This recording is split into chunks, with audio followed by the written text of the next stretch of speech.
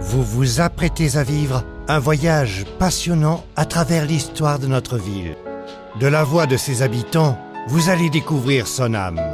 Laissez-vous inspirer par le courage, la détermination et la créativité de ceux qui ont forgé son destin. Bienvenue dans le podcast Auguste et Livy.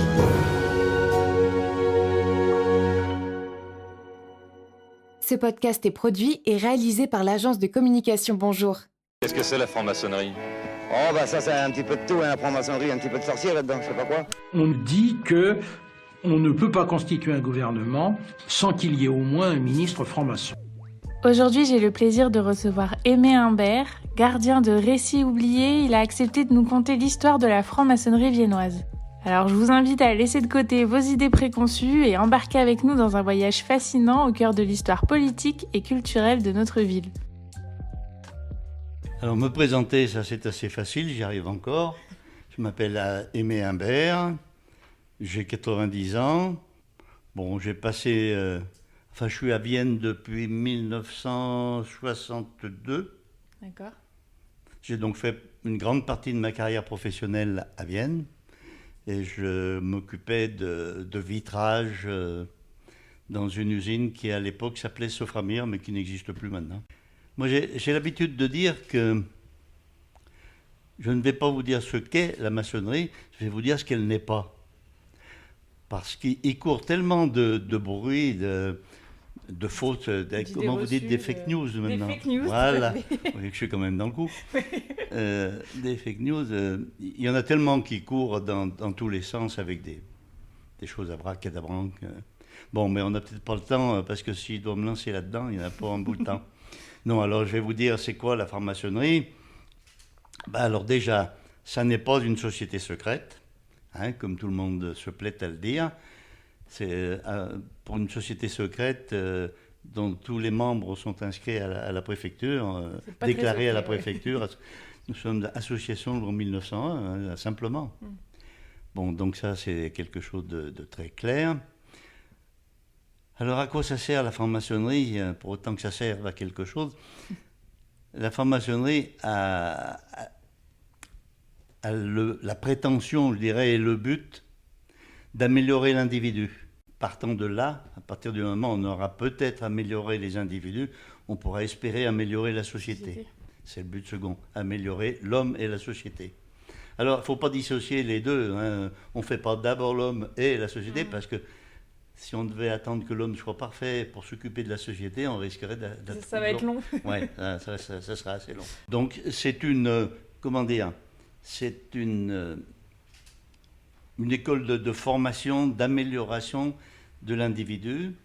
C'est une recherche donc très personnelle, mais il n'y a pas de secret là-dedans, contrairement à ce qu'on raconte aussi.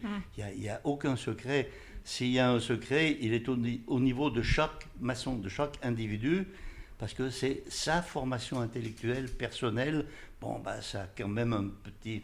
On ne raconte pas ça à tous les coins de rue. Et voilà. La boulangère ou... oui. Voilà. Il a fallu que des gens se penchent sur les origines de la franc-maçonnerie et fassent des recherches historiques précises pour qu'on sache réellement ce qui s'était passé. Bon, on n'a pas de lien de descendance avec le compagnonnage en particulier. C'est plutôt l'inverse qui s'est produit d'ailleurs. Ouais. C'est plutôt les compagnons qui ont repris certaines formes de la maçonnerie après coup. Non, on n'a rien à voir, il n'y a pas de lien établi entre la franc-maçonnerie spéculative, telle qu'elle est actuellement, avec les confréries d'ouvriers du Moyen-Âge. Le compagnonnage Non, il n'y a pas du tout de liaison entre les deux. Alors certains il y a des auteurs qui ne se sont plus à faire des romans là-dessus. Ils ont fait des romans, mais c'est tout. Oui, c'est de la fiction. De la fiction. Bon, en tout cas, on sait qu'en juin 1717, 4 loges maçonniques se seraient réunies à Londres dans une taverne pour se fédérer en une grande loge. Ça, c'est... Exact. Bon, ça va. Donc la première loge de l'histoire qui réunissait artisans, commerçants et élites. Quelques années plus tard, la franc-maçonnerie débute en France en 1725, apportée par des exilés britanniques. Et il faudra attendre 1781 pour qu'une loge se fonde à Vienne. Pourquoi et comment cette loge a-t-elle été créée à Vienne ? Alors pourquoi? Parce que tout ce qui se passe tout ce qui se passait en France à l'époque, ça se passait à Paris, qui était vraiment le centre névralgique du pays, j'allais dire de nation, il n'y avait pas de nation à l'époque, du pays. Et comment la franc-maçonnerie est arrivée à Vienne? Par deux moyens essentiels, les commerçants et les militaires. D'accord. Les commerçants qui se déplaçaient, qui venaient de Paris en province, et quand ils venaient en province, ils s'arrêtaient, ils avaient le temps de prendre des contacts. Les militaires aussi, il y a eu très rapidement, il y a eu des loges militaires. Dans leur ville de garnison, ils ont fait souche, ils ont bâti l'UOC, ils ont transmis ce qu'ils savaient de la maçonnerie. Ce qui est assez curieux, c'est que, malgré tout, c'est que le premier homme, enfin celui qu'on considère comme le créateur de la maçonnerie à Vienne, c'était un ouvrier, un artisan. Il était tourneur, il était luthier, il travaillait le bois de façon un peu plus délicate que les charpentiers. Et donc, ça semblerait vouloir dire que peut-être, il était originaire de la région de Grenoble. Alors, il est possible qu'il ait eu des contacts avec des maçons là-bas à Grenoble, mais ça, on ne le sait pas. Et ensuite, quand il est venu s'installer à Vienne, il a transporté ça avec lui, quoi. D'accord. Voilà. Et donc, est-ce que ça a connu un engouement tout de suite ou... Non, ça a été assez pénible. Au début, j'ai retrouvé le premier livre d'architecture. C'est une chance terrible pour un historien. Le premier livre d'architecture, c'est-à-dire, ça n'est que le livre de procès-verbaux des tenues. D'accord. À chaque tenue, on rédige un procès-verbal. Donc j'ai retrouvé ce bouquin qui date de 1781, bien sûr, et qui est déposé actuellement aux archives départementales à Grenoble. D'accord. Et donc on sait au départ, ils étaient une douzaine à peu près. Oui, et puis petit à petit, ma foi, ils ont fait des adeptes, ils ont initié d'autres personnes, etc. Enfin, à cette époque-là, on a très peu de traces, parce que c'était très inorganisé. Même toute la maçonnerie française, à cette époque-là, c'était la grosse pagaille. Chacun faisait un petit peu ce qu'il voulait. Il n'y avait pas de centre directeur. Il a fallu attendre plus longtemps. Exactement, en 1773, la création du Grand Orient. Alors, à partir de ce moment-là, les choses ont été quand même un peu plus cadrées qu'elles ne l'étaient auparavant. Mais au départ, c'était une joyeuse pagaille. Chacun faisait un petit peu ce qu'il voulait. Un gars qui avait les moyens disait « Ah tiens, je vais me bâtir une loge. » À Argentin ou à Saint-Julien-de-la-Molette, il n'y avait pas de problème. Il suffisait qu'ils le disent et puis ils le faisaient, quoi. Quand on lit votre livre, on se rend compte que les francs-maçons viennois ont activement contribué à l'histoire de la ville. Il y en a beaucoup qui prenaient part à la municipalité à différents postes. Il y a eu la création d'un cercle démocratique en 1874. On les a aussi entendus lors de débats sur la laïcité. Dans certaines luttes sociales également, avec la grève des tisseurs en 1879. Est-ce que l'on peut tirer de ces différents événements? Quel impact ont eu les francs-maçons dans la société viennoise, en fait, à l'époque? Je n'ai pas fait de statistiques, mais si on regarde, même depuis les débuts, les maçons se sont impliqués dans la vie de la cité, à différents niveaux, à différents titres, mais ils se sont impliqués. Et si on regarde le petit nombre de maçons qu'il y avait à Vienne par rapport à ce qu'ils ont fait, on se rend compte qu'ils ont eu une action quand même relativement importante. Oui, tout à fait. On reconnaît beaucoup de noms de rues à Vienne dans votre livre. Joseph Brenier, Lucien Hussel, Camille Jouffret. J'ai écrit d'ailleurs une petite plaquette. Je fais partie de l'association Les Amis de Vienne. Oui, d'accord. Vous connaissez? Bon. Et ils ont consacré un de leurs bulletins. Vous savez, ils sortent tous les 3 mois un bulletin. Oui. Ils ont consacré un de leurs bulletins à mes écrits savants. Je leur ai fait une balade maçonnique à Vienne. Ah, super. Où on traverse tout Vienne, on se balade dans tout Vienne en n'utilisant que des rues qui portent des noms de maçons. Alors, ça en fait quand même quelques-unes. Oui, ça déjà. fait un beau tour de la ville. Ouais, ça fait un beau tour de ville. Et donc effectivement, on se rend compte que c'était des gens qui étaient impliqués dans leur ville personnellement, dans des débats aussi d'actualité, qui n'hésitaient pas à prendre la parole et à se positionner. Bien sûr, oui. Certains ont tenu des fonctions municipales importantes. Certains ont été maires de Vienne même. Ils ont participé très largement et de plus en plus parce que petit à petit, si les premiers maçons de 1780 étaient des gens très simples, des ouvriers. Oui, hein. oui. D'ailleurs, la loge était dans le quartier Saint-Martin, vous voyez, en bas, le long de la Gère. Là, Ok, hein. oui. Donc on voit d'où ils venaient. Petit à petit, ça s'est quand même embourgeoisé. Et on a retrouvé dans la maçonnerie pas mal d'entrepreneurs. D'accord. Des maçons, Oui. un petit peu toutes Patrons, les professions possibles et imaginables, mais qui ont fait que le niveau social de la maçonnerie s'est élevé. Ouais. Et donc ces gens-là, il est normal que ces gens-là aient eu accès à des fonctions officielles, soit dans la municipalité, soit dans des associations. Quelques années plus tard, il y a eu une période très sombre pour la France et rude pour la franc-maçonnerie, qui est la Seconde Guerre mondiale. La franc-maçonnerie a alors été interdite et persécutée, donc tant par le gouvernement français que par les forces allemandes. Comment est-ce que ça s'est passé à Vienne ? Comme partout, ça s'est assez mal passé. À partir du moment où les lois répressives contre la franc-maçonnerie ont été édictées, tout le monde, il a fallu se tenir à carreau, quoi, parce que, surtout dans une petite ville où tout le monde se connaît. Hein, actuellement, il y a 30 000 habitants, je crois, à Vienne. À l'époque, il y en avait 10 000.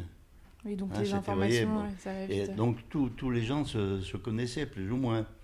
Donc ça a été une période très difficile. Il y a eu déjà la spoliation des biens. À cette époque-là, là, on avait déjà le temple là, qui est dans la montée de Coupe-Jarret, c'est un peu plus loin. Oui, chemin de la Loge. Et il a été réquisitionné. Et bien sûr, comme ça devait se passer, il a été pillé allègrement et laissé quand ils l'ont rendu en 1944, il restait les murs et le toit, quoi. Ouais, super. À peu près d'aplomb, ouais. Pour le restant. Donc, alors, ce qui s'est passé, c'est que très rapidement, les maçons se sont engagés dans la résistance. Ce qui fait que, certains y ont laissé leur vie. Il y en a quand même pas mal. Certains ont subi la déportation, certains sont revenus, d'autres sont restés là-bas en Allemagne. Mais on peut dire que les francs-maçons ont participé, là encore, d'une façon très active. Avec facilité, ils avaient l'habitude de se connaître se connaître et de se reconnaître dans la plus grande discrétion, ce qui était essentiel à l'époque, et dans ce cas-là. Et ils ont été très, très efficaces. Et il y a eu certains des maçons viennois ont été des hauts responsables de mouvements de résistance de l'époque. Oui, on a échangé avec un monsieur du coup qui nous témoignait de son enfance à Vienne pendant la Seconde Guerre mondiale. Et il était voisin d'Eugène Arnaud. Ah, Eugène Arnaud qui a laissé sa ville pour malheur. Donc voilà, du coup, il nous racontait l'histoire d'Eugène Arnaud qui était déjà repéré pour son appartenance à la franc-maçonnerie viennoise, mais d'autant plus parce que c'était une figure de la résistance aussi locale, comme de nombreux francs-maçons à Vienne. Justement, c'est en lien un peu avec cette période, mais aussi à l'échelle des Français. On découvre dans votre livre que rapidement va y avoir une vague d'antimaçonnisme en France, en Isère et aussi à Vienne, avec des dénonciations, des menaces, des parutions virulentes dans le média Le Moniteur viennois, qui était la presse à cette période-là. Et encore aujourd'hui, on sait que justement le temple situé chemin de la Loge a été encore il n'y a pas si longtemps que ça attaqué. Oui, 2 fois, oui. Pourquoi, à votre avis, c'est quelque chose qui reste encore dans l'air du temps aujourd'hui ? Parce que, en grande partie, Parce que les gens ignorent ce qu'est la maçonnerie. Oui, c'est ça. Il y a eu une période, il faut dire, il y a eu une période sombre quand même de la maçonnerie. C'est la période entre les deux guerres, entre la guerre de 14 et les années 30. C'était épouvantable. Il y a eu la maçonnerie, à cette époque-là, est sortie un petit peu de ses cadres d'activité traditionnels. D'autant plus qu'il était dit, il est dit dans les règlements de tout temps de la maçonnerie, qu'il ne doit pas y avoir en loge de discussions politiques ou religieuses. D'accord. Bon, or là, la politique a envahi les temples. Hein, à une certaine époque, les obédiences maçonniques recommandaient presque à leurs adeptes de s'engager en politique. Ah oui. Carrément. Hein. Il y a eu, alors, ça a été l'époque, c'était vraiment une époque très trouble. Ça a été l'époque des scandales, le scandale Stavisky et compagnie, etc., où certains maçons ont été impliqués. Alors, on ne dit pas lesquels, ben oui, mais alors je ne devrais pas le dire. Mais par exemple, dans l'affaire Stavisky, un grand nombre de francs-maçons ont été impliqués, mais ils n'étaient pas de notre obédience, ils n'étaient pas du Grand Orient, ils étaient d'ailleurs. Oui, donc il y a eu un mélange un peu... Oui, alors pour le commun des mortels, il y a les maçons... oui, au sens large, quoi. C'est pas tous les mêmes, pas Oui. tout à fait. Selon vous, quels sont les engagements partagés? Qu'est-ce qui fait que l'on devient franc-maçon? D'abord, je ne sais pas par où il faut commencer. Il faut d'abord avoir le souci de soi-même et le souci des autres. De soi-même parce que, je le disais au début, la maçonnerie propose... je dirais pas, c'est pas une école de formation, c'est pas une école la maçonnerie. Si le maçon s'améliore, c'est qu'il a fait l'effort, lui, de s'améliorer. C'est un travail personnel, mais qui se passe au sein d'un groupe. Oui. Mais ce groupe, c'est pas des enseignants, c'est pas des... Non, c'est l'échange, ceux, ils sont là pour assister, pour aider, pour conseiller, pour partager. Voilà, ils participent à la formation, mais c'est pas eux qui font la formation, c'est de l'auto-formation, la maçonnerie. À quoi ça ressemble une réunion maçonnique? Est-ce que ça se déroule toujours de la même façon? Toujours. Toujours? Il y a en maçonnerie des rituels. Pour chaque circonstance importante, il y a un rituel particulier. Alors un rituel, c'est un ensemble de textes et de mouvements, de déplacements, de gestes, voilà, qui est codifié. Alors il n'est pas codifié n'importe comment, il est codifié selon les lois de la symbolique. Et toutes les tenues, pratiquement, se passent de la même façon. Il y a ce qu'on appelle l'ouverture des travaux. Alors les travaux, c'est... Alors tenue aussi, vous savez ce que c'est la réunion. Hein. Bon.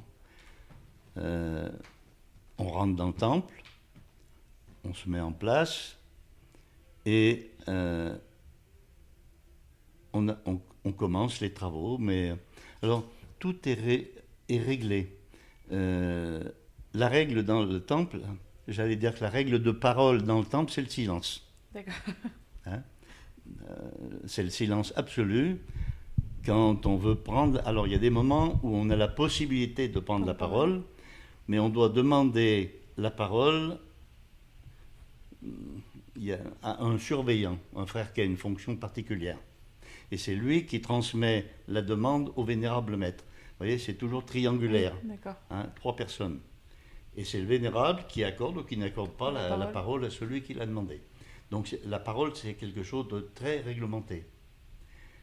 Les déplacements, apparemment, pratiquement, il n'y en a pas. Hein, on est chacun en place, on se lève, on s'assoit. Et à partir du moment où le vénérable, c'est le patron, hein, le vénérable. À partir du moment où il dit la loge est ouverte, les travaux peuvent commencer. Et là, bon, on fait ce qu'on a à faire. On passe le courrier en revue, etc. On regarde les différentes questions. Et puis, comme en permanence, on fait des travaux, c'est-à-dire des recherches sur des thèmes particuliers, soit un frère ou 2 frères présentent le résultat de leurs travaux.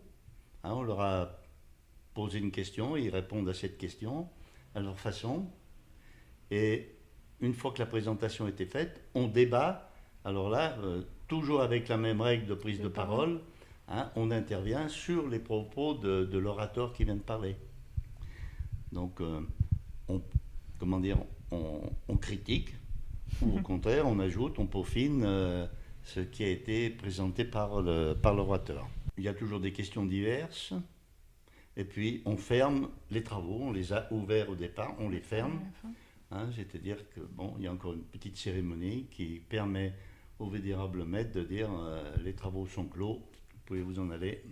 Un maçon, il rentre dans une loge, il est accueilli comme apprenti. D'accord. Au bout d'un an ou deux, il passe au degré supérieur, il est compagnon. Et au bout encore d'une ou deux autres années, il passe au degré de maître. D'accord. Voilà, dans les loges symboliques, telles qu'on pratique ici, à Vienne, il y a ces 3 grades-là. Ça, c'est pour chaque individu. Alors, à l'intérieur de la loge, ça, c'est pour le gouvernement de la loge. Il y a le patron, c'est le vénérable. Il a à ses côtés 2 surveillants, premier et deuxième surveillant, qui s'occupent chacun d'une colonne de frères de l'atelier.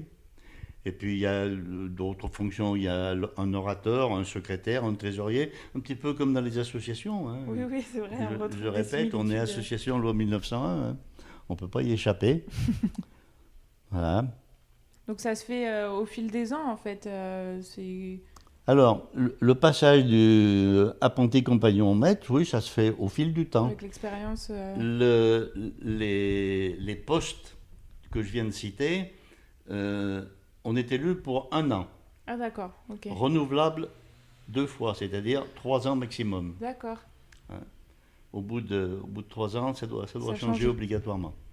Et tous ces... Alors, on les appelle des officiers, par rapport aux autres Pékins.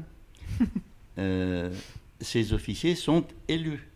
Ils ne sont pas désignés, ils sont élus. Et du coup, quelle est la relation entre la Loge de Vienne, par exemple, et le Grand Orient de France ? Est-ce que vous avez des comptes à rendre ? Est-ce qu'ils vous... Oui, bien sûr. La Loge de Vienne fait partie du Grand Orient de France, de l'obédience, le Grand Orient de France, dont le siège est à Paris, bien évidemment. Mais, que vous dire, on leur doit des comptes dans la mesure... Étant donné, on fait partie du Grand Orient, autrement dit, on fait partie d'une certaine association. Oui, d'une maison mère. Donc, un peu.